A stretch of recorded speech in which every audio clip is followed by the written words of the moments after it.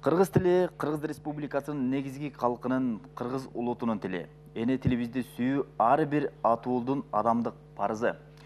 Эне тилибиз кан жаныбыз менен кошо бүткөн, боор эт менен тең, эч нерсе менен алмаштыргыс ыйык дөөлөтүбүз жана сыймыгыбыз эне тилибиз. Абдан жакшы. Эне тилибиз ата бабаларыбыздан көнөрбөс мурас катары калтырылган. Тилибиз байыркы тилдердин бири деп кар тарых айгинелеп берген. Кыргыз тилинде сүйлөйлү. Анткени чынында эле кыргыз тили аздектеп багып келген тилдердин бири. Башка тилдерди канчалык көп билсең, ошончолук адамсың деп дагы коет экен. Башка тилдерди дагы үйрөнүп, кыргыз тилине айкалыштырып, ал эми улуттук тилибизди улуу кою ар бир адамдан милдет экен. Кийинки түрмөктө ушул эне тилди үйрөнөлү тууралуу сөз болот. Саламатсыздарбы, урматтуу теле көрүүчүлөр? Бүгүн сиздер менен иш кагаздарын мамлекеттик тилде жүргүзүү сабагын баштайбыз.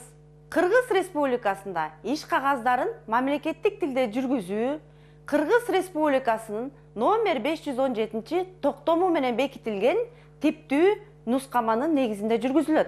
Иш кагаздарын жүргүзгөндө маалым даректер болот. Ал маалым даректер бардыгы 28. Маалым даректерди сиздер билесиздер. Иш кагаздын аталышы, дата, ошондой эле каттоо номери, же болбосо тиркеме, кол коюу, булардын бардыгы, башкача айтканда, кандай иш кагазында маалым даректер колдонулса, ар бирөө бирден маалым дарек деп аталат.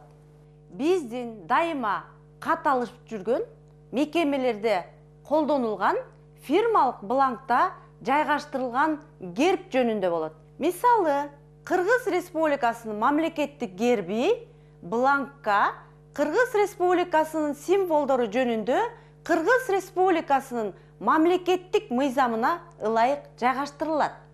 Сиздер көрүп турган гербтин сүрөтү.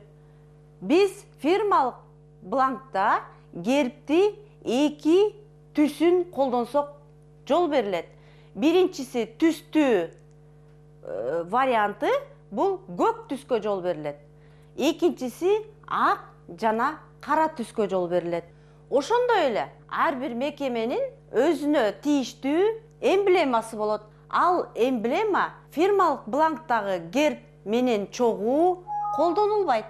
Эгерде бланкта Кыргыз Республикасынын мамлекеттик гербинин сүрөтү жайгаштырылса, анда эмблема колдонулбайт. Мынакей сиздердин көз алдыңыздарда биринчи герб жайгашкан. Андан кийин ага удаалаш эмблема колдонулбайт деп көрсөтүлүп турат. Биз дайыма иш кагазына дата койгондо ар кандай варианттарды кездештиребиз.